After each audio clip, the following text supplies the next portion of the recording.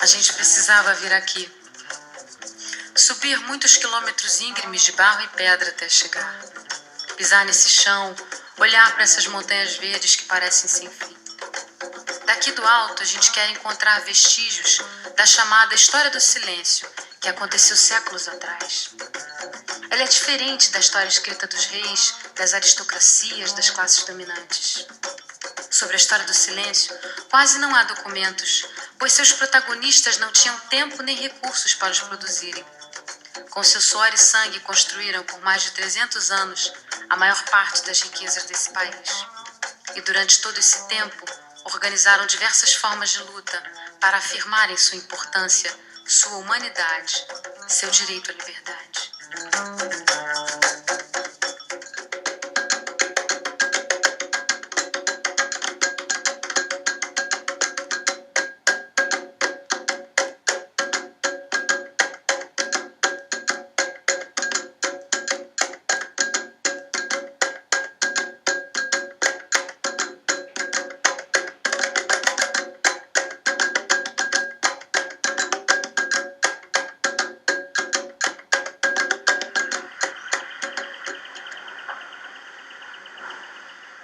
Vou pedir para você falar pra gente o que você sabe sobre a origem de Casimiro, cara. Olha, o que eu sei é que a nossa cidade é uma cidade muito conhecida, porque o Casimiro de Abreu ele foi um grande poeta e isso trouxe uma grande importância para o nosso município, dentro do país e dentro do mundo. Entendi. Mas você sabe alguma coisa da origem da cidade antes do Casimiro de Abreu? E aí eu não sei. A história que eu conheço de Casimiro de Abreu é que ela se desenvolveu em torno da estação do trem. No início ela se chamava Indaiaçu. Com o tempo e depois da ocorrência das poesias de Casimiro de Abreu em homenagem ao poeta, Indaiaçu virou Casimiro de Abreu. Mas quem foi que iniciou a cidade, eu não me lembro, porque não é de minha época. O Casimiro tem 142 anos, se não me falha a memória. E eu tenho 53 anos de idade, então a diferença é muito grande. Assim, que fundou, acredito ter sido ele, né, pela história, o poeta. Aí eu não sei informar certo quem fundou a cidade, entendeu?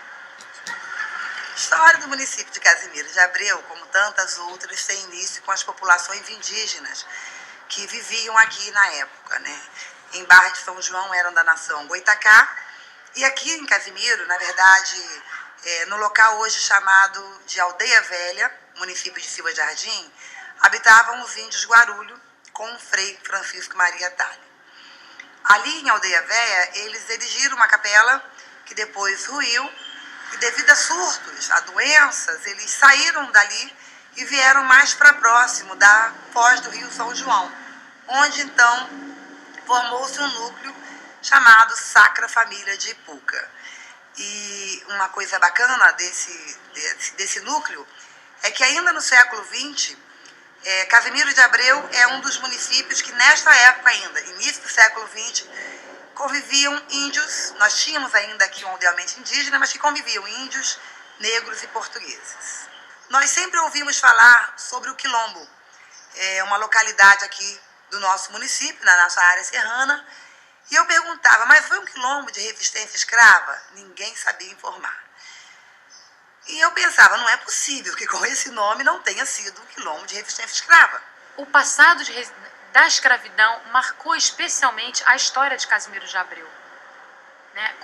A partir de dados dos relatórios de presidentes de província, que são dados oficiais, a gente sabe que em 1840 a população de Casimiro, que na época não se chamava Casimiro, era a freguesia de São João Batista e freguesia da Sacra Família, mas a população de Casimiro de Abreu em 1840 era mais de 50% formada por negros escravos, negros e negras escravos.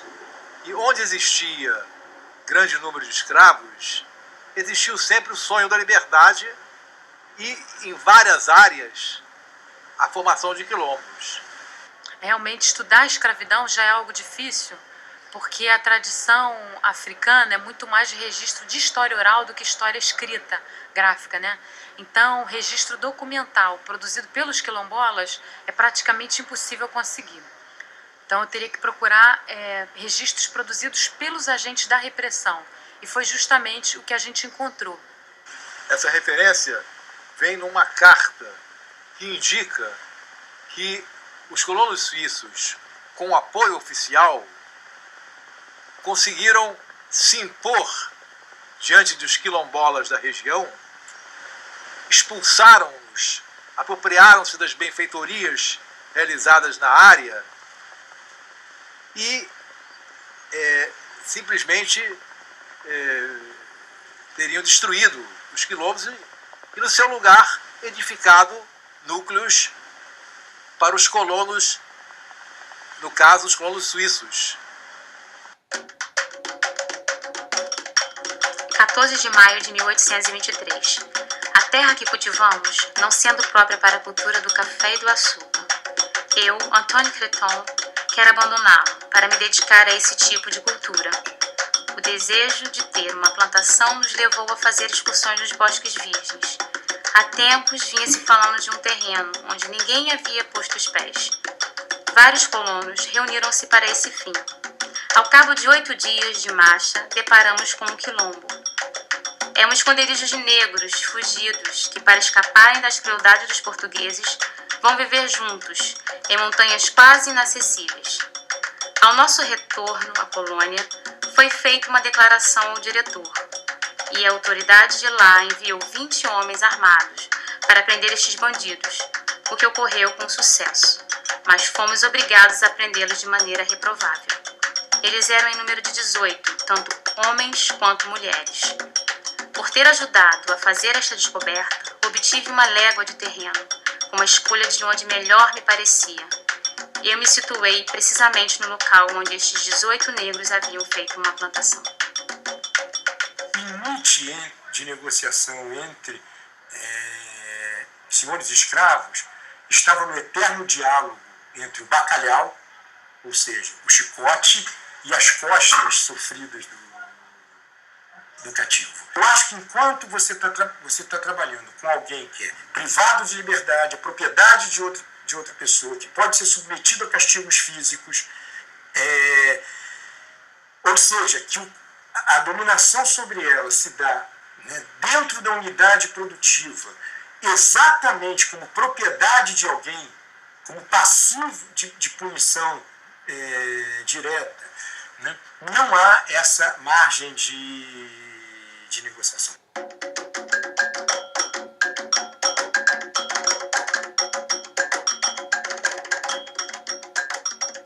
Bom, o que eu sei da vinda da minha família, a família Schuller, é que eles vieram por Friburgo.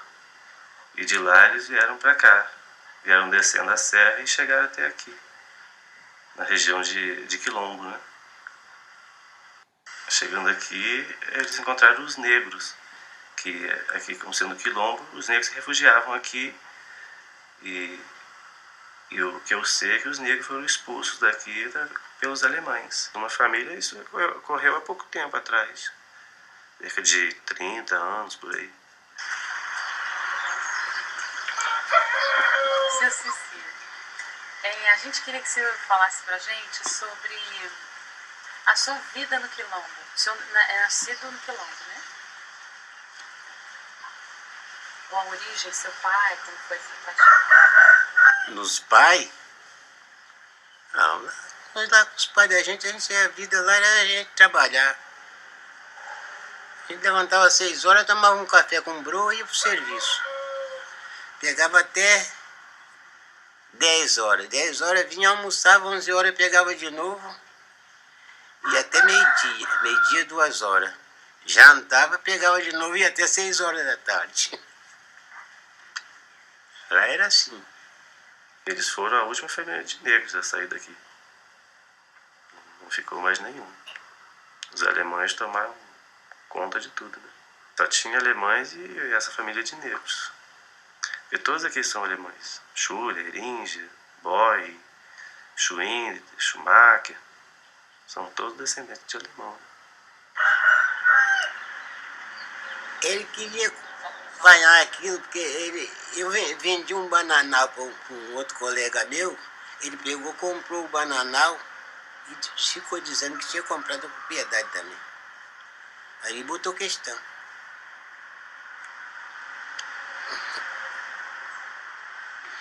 Mas o rapaz não tinha nada com terreno, não. Ladoeira dele. Só porque estava na política, ganhou, era prefeito.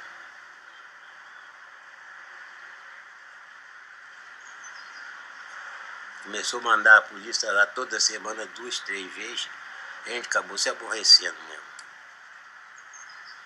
Essa pessoa que comprou o bananal e a chave, que tinha comprado tudo, era um morador do quilombo? Não, não era não. Era o prefeito do município. E a polícia ia lá e o que ela fazia? A gente tinha que vir com eles. A gente tinha que vir com eles e ficava ali, né? Às vezes, um dia ficava preso, outro dia não, mas tinha que ficava ali. No outro dia que a gente ia embora. Mas isso era toda semana.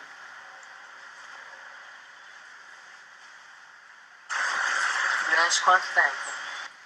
Ah, foi durante 1 ano mais ou menos.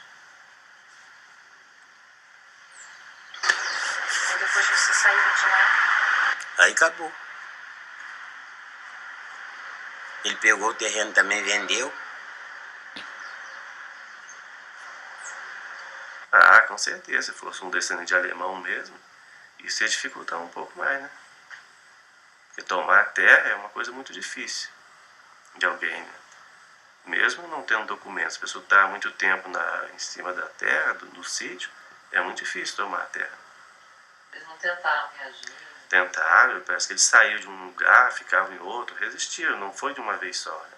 Saía de uma casa, montava outra, eles iam lá, queimavam a casa e até expulsar. Hoje, se eu pudesse voltar atrás, entendeu? Ou se eu tivesse a idade que eu tenho hoje, com certeza ia acabar numa guerra, né? Resumindo, raiva, muita raiva. Entendeu?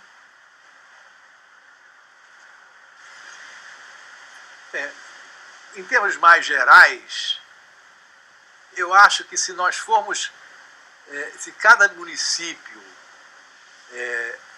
fortalecer a pesquisa social, principalmente a pesquisa da escravidão, nós vamos ter a visão de que o Brasil é outra coisa, diferente desse Brasil que nos é apresentado oficialmente.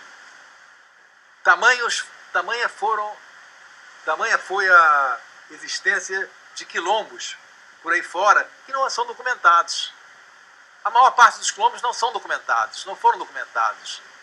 Então isso é o resgate desse material é importantíssimo para se dar uma visão das tentativas que foram feitas de uma nova sociedade, as tentativas de comunidades e também para dar uma visão real do que foi essa relação com a escravidão e do que foi a resistência escrava também. Então tudo isso é muito importante para se dar uma ideia do que é o Brasil. Do contrário, ele vai até criar ideias falsas de uma relação pacífica entre senhores e escravos, de uma relação cordial. Quando não foi nada disso, imperou a violência, a opressão, tem vários trucidamentos, genocídios, que ninguém mais fala sobre isso, está tudo coberto por uma cortina de silêncio.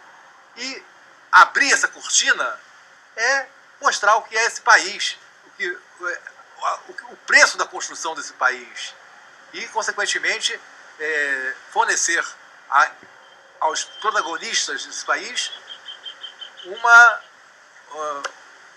nova visão sobre ele, sobre seus antepassados e modificar a sua própria autoestima.